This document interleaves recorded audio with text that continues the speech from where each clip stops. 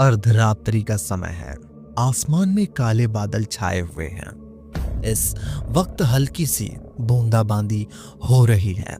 कुछ घंटे पहले हुई बारिश की वजह से वातावरण बिल्कुल ठंडा हो चुका था। वैसे तो बारिश का मौसम है, पर लगता है जैसे ठंड का मौसम शुरू हो चुका है।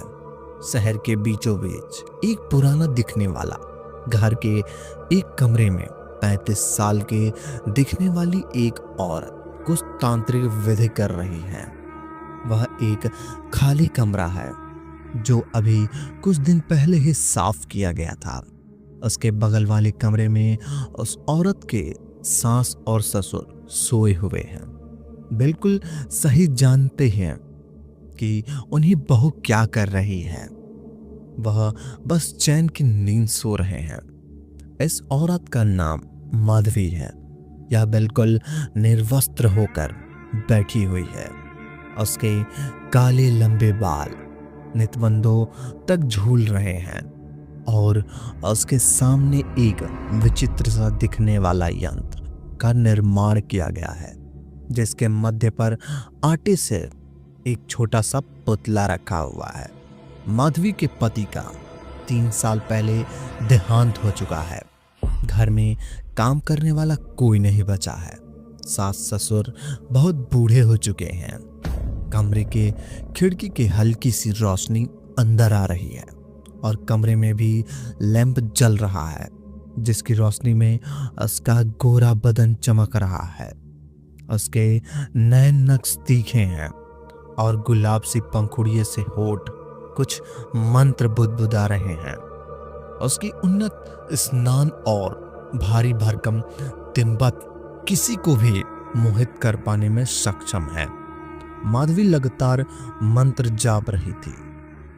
वह यह बात का ध्यान कर रही है कि मंत्र जप की आवाज कमरे से बाहर न जाए।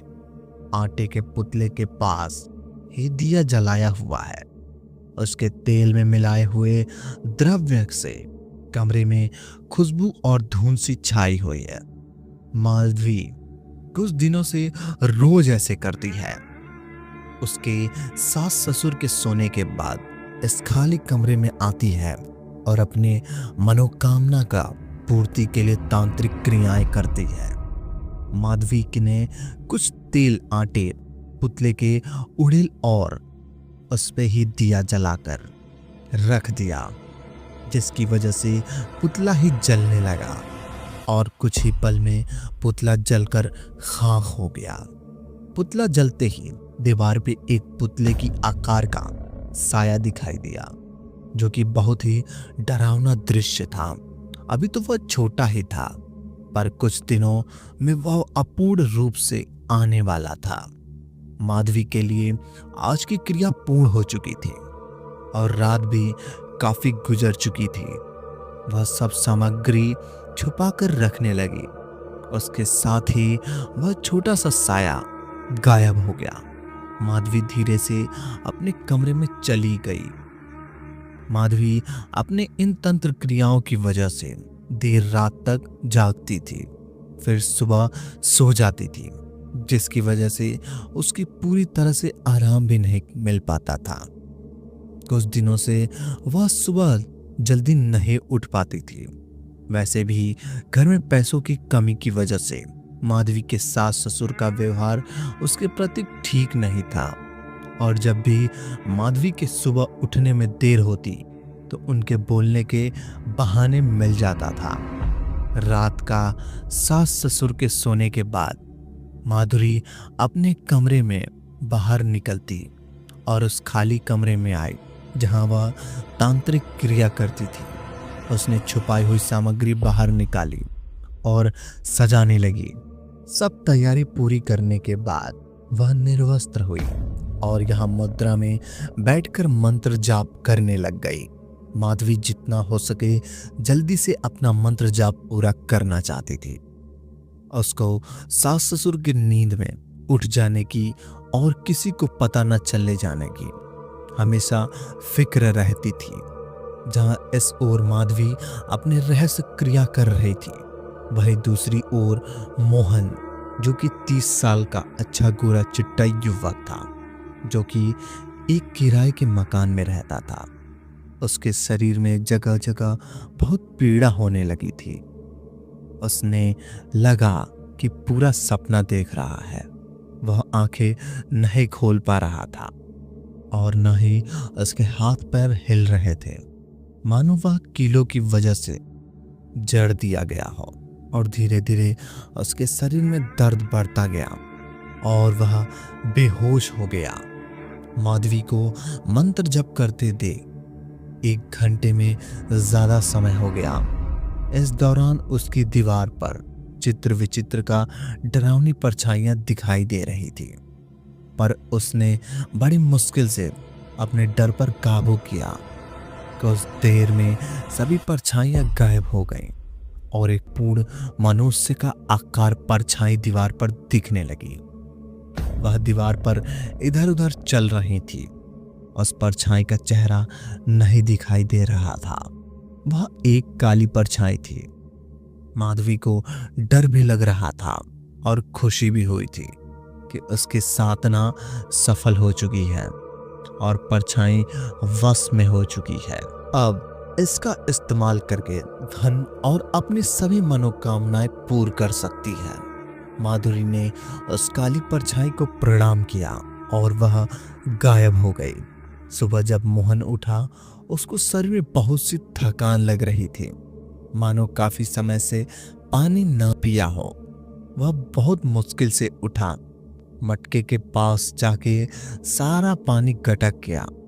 मोहन जब घर से बाहर निकला तो देखा उसकी परछाई उसे नहीं दिखाई दे रही थी।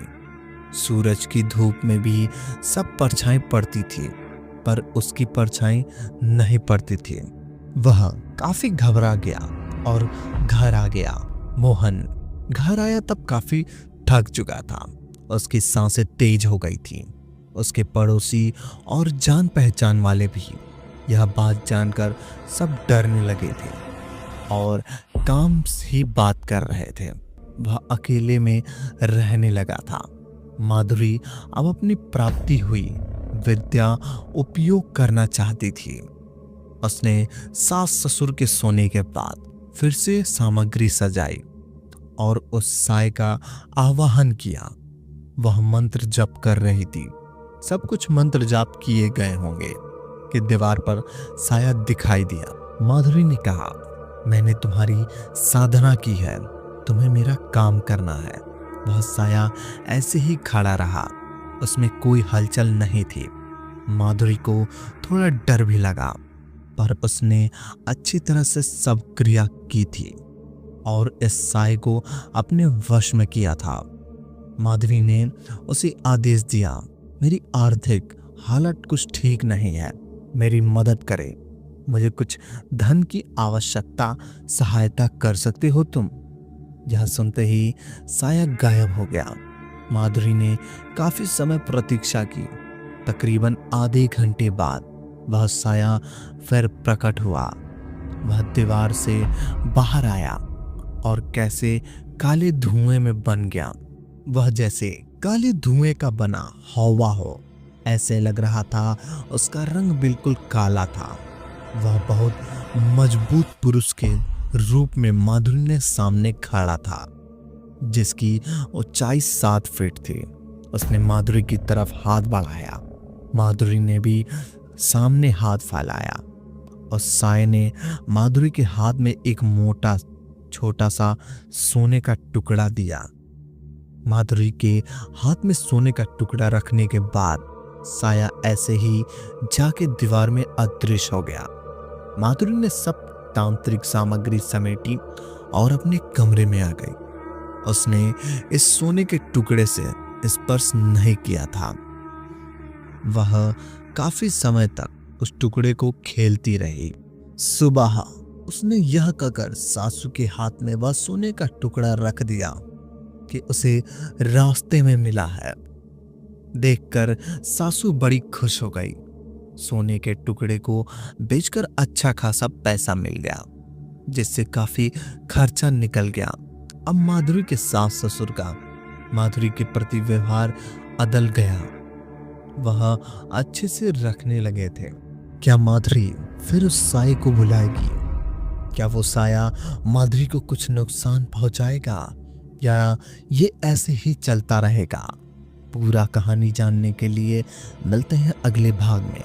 तब तक के लिए धन्यवाद। अगर कहानी पसंद आई हो तो वीडियो को लाइक और चैनल को सब्सक्राइब कर दो ताकि हमारी आने वाली कहानियां सबसे पहले आप तक पहुंचे।